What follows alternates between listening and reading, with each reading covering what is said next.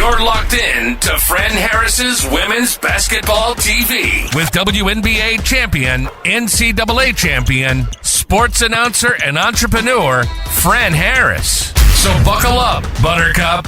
Here's the show. Did you see the game yesterday? I'm talking about game number one. Game number one. Let's talk about game number one. The Las Vegas Aces and the New York Liberty. How many of you, raise your hands right now, put it in the chat. How many of you were surprised by the outcome of that game? Not gonna lie, I wasn't surprised that New York won. I was surprised that New York dominated. I wasn't surprised that they won at all. This is how it's supposed to be when you got the final four teams, the best four in the WNBA contending for a championship. I wasn't surprised at all that they won. I was super surprised that they came out and whomped the Aces on their asses. They did. Whether you're an Aces fan or not, New York came out, they wasn't playing at all. They were playing 0 games in yesterday's game. And I loved it. I was here for all of it, every single bit of it, right down to the last drop of it. That's how it should be. It should not be a foregone conclusion that the Aces or Connecticut or Minnesota, it should not be a foregone conclusion that they're going to win. If we want this league to be super competitive, even though we want to pull for the teams that we love to love and love to hate, we need competition. We need people coming out whooping people's asses and shutting people up. That's the kind of WNBA that I want. So yeah, that was my thoughts. So let's break this game down.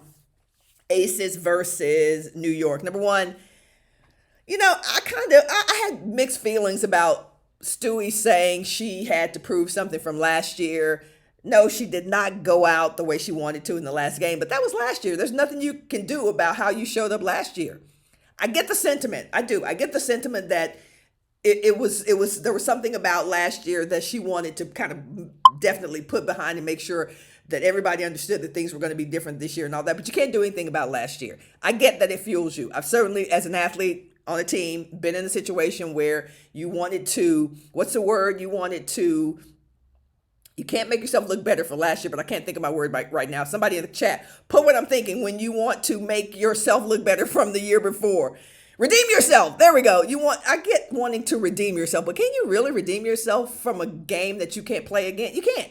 All you can do is be better the next time. So that's what Stewie was saying. It was like, listen, I had something to prove from last year, and I thought about it all summer. I get that. I've been in that situation. Our team lost, didn't get back to Austin for our Final Four that we were hosting, came back, went undefeated. I get it.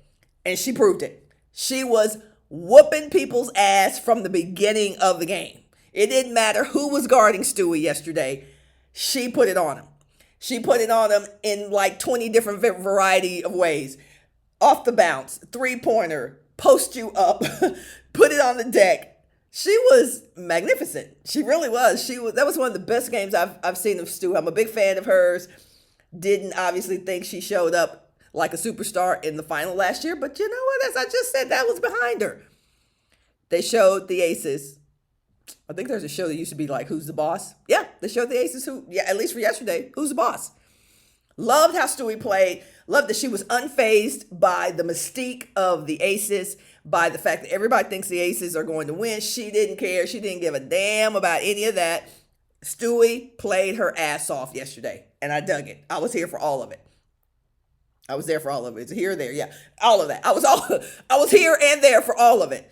I also loved how the New York Liberty, man, there's something about them this year that's a little bit more comfortable with each other. They feel a little bit more comfortable in their skins with their teammates. The pickup of Phoebish is huge. It cannot be understated. Phoebish is killing folks and fits right in. And I'll talk about Sandy Brodella in a minute because it made me think about her ability to get great players in that system, the system that she knows how to coach really well. But I just want to give the New York Liberty their flowers for how well they're playing together. And everybody's doing their thing. And when you hear people say that, so-and-so did their thing, what does that really mean? That's like this nebulous term that really doesn't say anything. But when I say everybody doing their thing, like doing the thing that makes them special. Jonquel Jones, shooting threes, posting people up, nice passes. That's what makes her special. There's nobody like her in the WNBA. Name another post player, a 5 player, who is like Jonquel Jones. Go ahead, I'll wait. You don't have anybody. Shooting threes, and I don't mean just shooting them, making threes, dominant on the box if she gets down there. It's impossible to stop her. Great passer. Yeah, like she just doing what makes you special. Betnijah Laney, same thing. Warrior out there, just doing what makes her special. Phoebe, I'm going to knock this 3 down. If you don't come out here, and even if you do, I'm still going to knock this 3 down. Vandersloot. Y'all know if you've ever lost someone, and most of us have, there's nothing like being in the midst of having to do something big that requires a lot from you emotionally or physically when you've lost somebody you love. You know, she's playing a season, her first season without her mother. That's rough. That's tough. We know it is.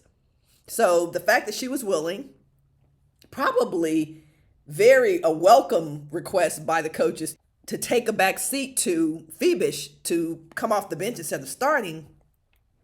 That probably was a very difficult decision for her, but I bet you it was also a welcome decision. Sometimes you don't need to be the person who's out front. Sometimes you need to be the support person. So I love how well Courtney Vandersloot has slid into that role and is playing extremely well for the New York Liberty. So I love how Courtney Vandersloot has been taking care of business for the New York Liberty. That's exactly what you need from your veterans, especially who understand that sometimes over the course of your career, your role might change and your team might need you to do something differently this year than you did last year or any time in your career.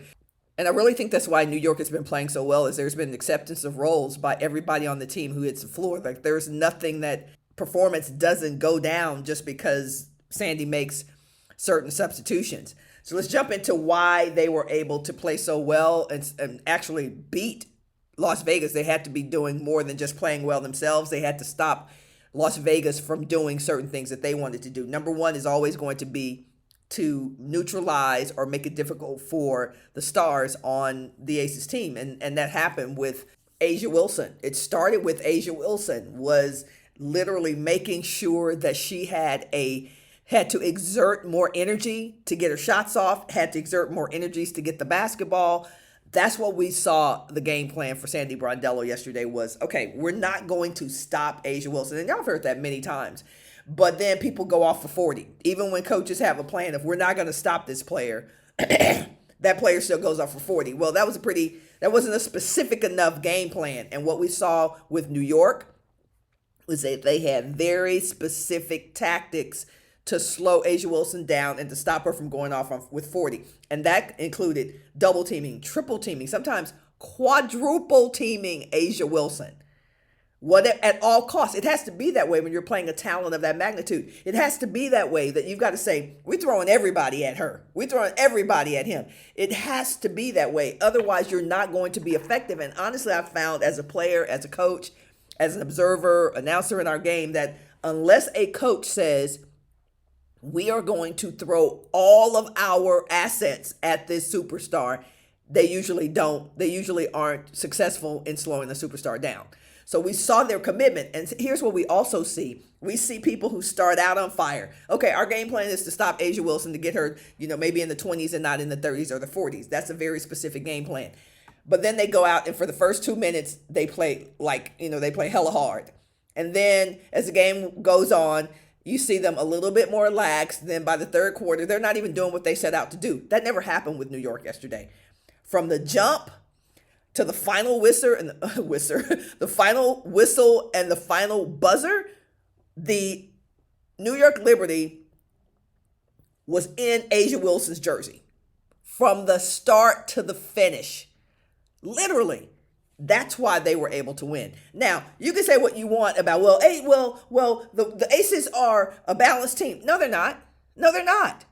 And we saw that, every team has weaknesses and has deficiencies. So what we saw with the Aces yesterday was that when A'ja was, and I wouldn't even say struggling, but when A'ja was not getting the easy buckets that she gets sometimes, part of the reason she wasn't getting that is because Chelsea Gray wasn't playing well. Jackie Young wasn't playing well. At first, Kelsey wasn't playing that great. And then she got hot. She started cooking.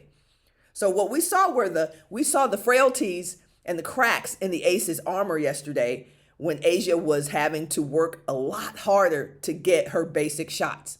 Things she usually gets in most games. Liberty was not having it yesterday.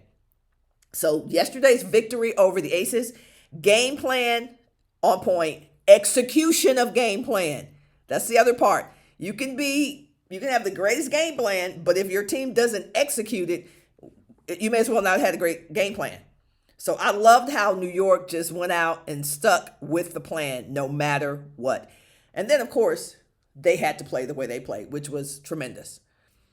Yeah, and the last thing I'll say is one of the things I was saying in the production meeting heading into some of our games this summer for the Wings was like, we don't talk enough about our coaches. We have some great coaches in the league. We do. You guys know who they are. We have some great coaches in the league, and Sandy Brondello is one of them.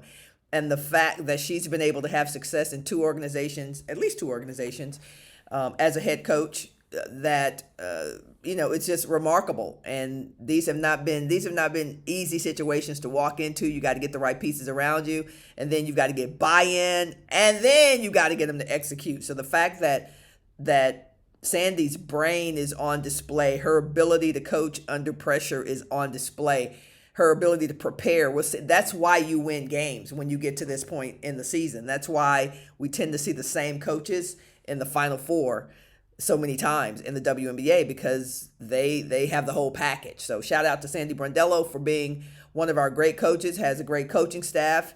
You've heard it many times. Her husband is on her staff. That's not the only person who's on her staff, but they're clearly prepared.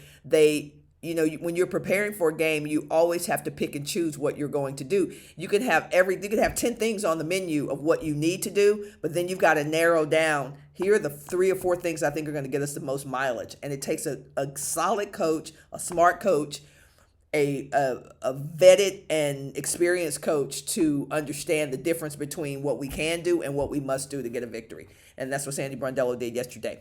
So that's what happened in the New York Aces game yesterday. What were your thoughts on, first of all, what was your prediction? Keep it a buck. Tell me the truth. What was your prediction for yesterday before tip-off? And what happened in the game that you thought was a turning point? And did it align with what you thought was going to happen? I'll see you in the next one. That's all for now. Before you bounce, make sure you like, comment, subscribe, and check out the merch.